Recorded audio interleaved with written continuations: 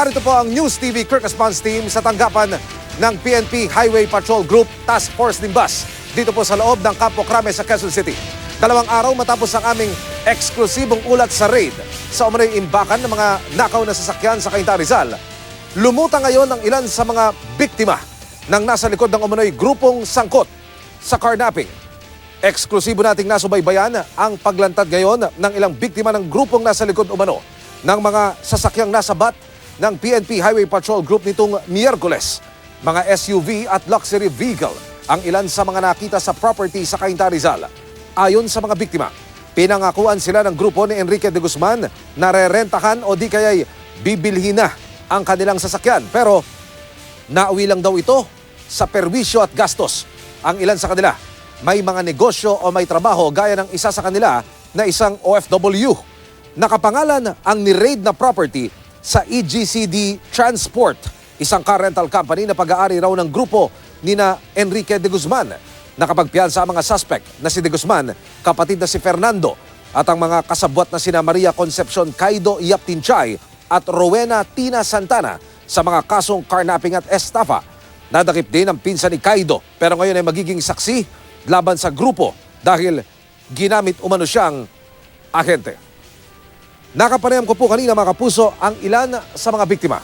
Gayun din ang pinsan ng isa sa mga suspect na desidido ngayong tumayong testigo laban sa kanya. Hindi po namin ipakikita ang mukha nila para na rin sa kanilang seguridad. Naniwala kami na legal kasi na-check din naman namin kasi kami din nag-background check sa kanila. Pero yun nga, yung unang bayad pa lang, pumalya na sila hanggang sa sunod-sunod totally wala ng bayad. Ang masakit kasi sir, kami yung binabalikan ng bangko, yung sinisingil, hindi naman namin nagamit yung sasakyan. Gusto ko lang din naman ng extra income.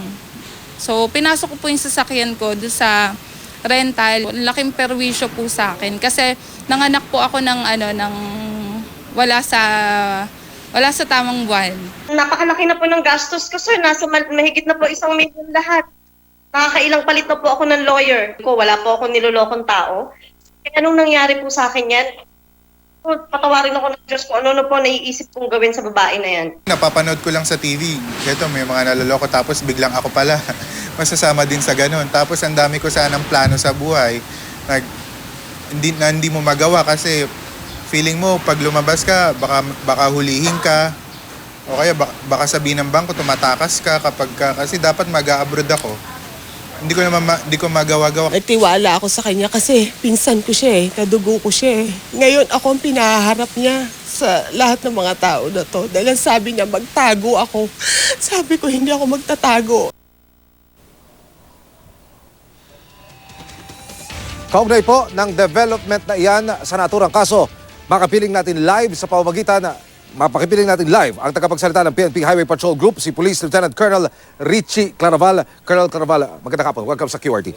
Una-una, sir, para ho sa update. Sa inyong palagay, marami pa kayang nabiktima ito bukod po doon sa mga lumutang kanina? So far, sir, yung lumutang sa atin na 4 na mga biktima, may mga meron pa tayong iniimbestigahan at meron pa tayong inaalam kung ilan pa yung mga biktima, kaya hinihikayat po namin na dumulog sila sa amin dito para ireklamo yung insidenteng ito. Gaano po karami yung complainant na dumagsaho dito sa inyong tanggapan? Sir, we have 4 na dumating, 4 and then may humabol po na isa, so naging 5. So, sir, yung na-recover na sasakyan is isa, na yung isang complainant na nakita yung sasakyan sa area ng Pampanga. Okay. Colonel, ayon sa complaint, papaano raw natangay yung kanilang mga sasakyan initially sa inyong pagtatanong? Sir, ang nangyari kasi rito, rentangay ba ito, sir? Yes, sir, rentangay po. Kinumbinsi nila yung tao na baka pwedeng rentahan yung sakyan nila at ito yung bayad nila. And then, after ilang days, hindi na bumalik yung sakyan nila. Tsaka hindi ho basta mga sasakyan, sir. Ang sinasabi po kanina ay talaga mga high-end na mga sports utility vehicle. Yes, sir. Yun ho bang may-ari ng property na inyong sinalakay nito nakaraang Miyerkules, nakipag-ugnayan na po ba sa PNP HPG? Sir, wala pa. So far, wala pa. Pero ito na ho, talagang nakapangalan nito doon sa EGCD Transport? Yes, sir. Okay. Ano pong paliwanag ngayon noong mga inimbitahan natin, Colonel Claraval, mula po doon sa garahe? Yes, sir. Sa nangyari kayo, sir, sinalakay ng operating team natin, composed of the SOD, Limbas, Region 4, HPG, saka NCR, by virtue of search warrant na in-issue po ng isang judge. So ngayon, sir, sinalakay natin and then nadatnan natin sa property niya ng mga sasakyan at mga kinati na sasakyan. And lahat po ng mga sasakyan na andon, bine-verify po natin at kung ano po yung status ng mga nandun. Pero so far, sir, lahat ng mga nandun na sasakyan is alarmado lahat. Okay. Sa tala po ng kabuuan ng PNP Highway Patrol Group, Colonel Claraval, itong renta ngayang nangunguna hubang isa sa mga source na pinagkukunan ng mga nakaw na sasakyan? Yes, sir. Yan po. Sa inyong tala lamang, Luzon, Visayas, Mindanao, ano ang lumalabas na may pinakamataas na insidente? Sir, ang pinakamataas na insidente natin dito is ang Region 4A. Okay. Calabarzon. Yes, sir. Calabarzon. And then, Renta ngayon, sir? Renta ngayon, sir. And then, sir, pangalawang NCR po. National Capital Region. Yes, sir. Ano ang magandang paalala na dapat alalahanin ng ating mga kababayan tungkol po rito? Sir, paalala ko lang po sa mga kababayan natin na mag-ingat po sa mga nambibiktima.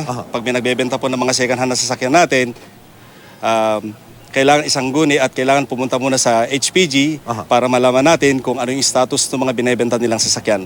Kasi usually, ang binibigay ng mga taong to, mga peking dokumento. So kami lamang po ang pwedeng mag-verify po nito kung ano po yung status ng sasakyan na ibinebenta sa inyo.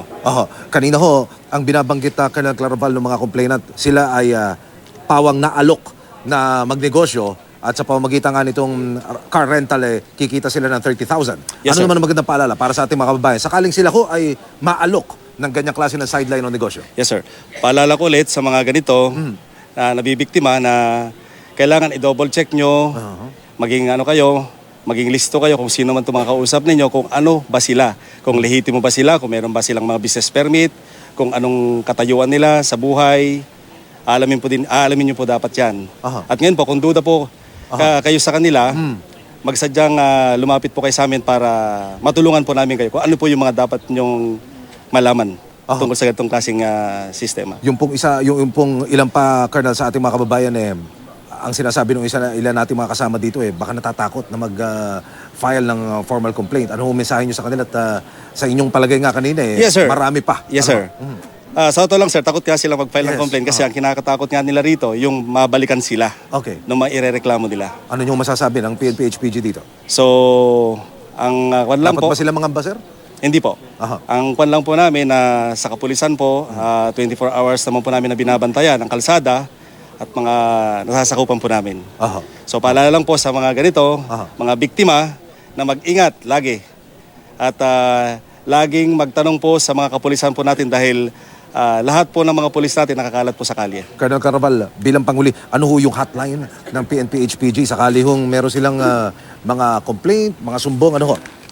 Yes, sir. Yes, go may ahead, hotline po namin, sir, is tawag lang po kayo sa 723-2824. 723-2824. Tapos po, i-check nyo po sa FB page natin yung Task Force Limbas. Okay. Mga kapuso, ang tagapagsalita ng PNP Highway Patrol Group, si Police Lieutenant Colonel Richie Claraval. Colonel, maraming salamat. Magandang hapon po.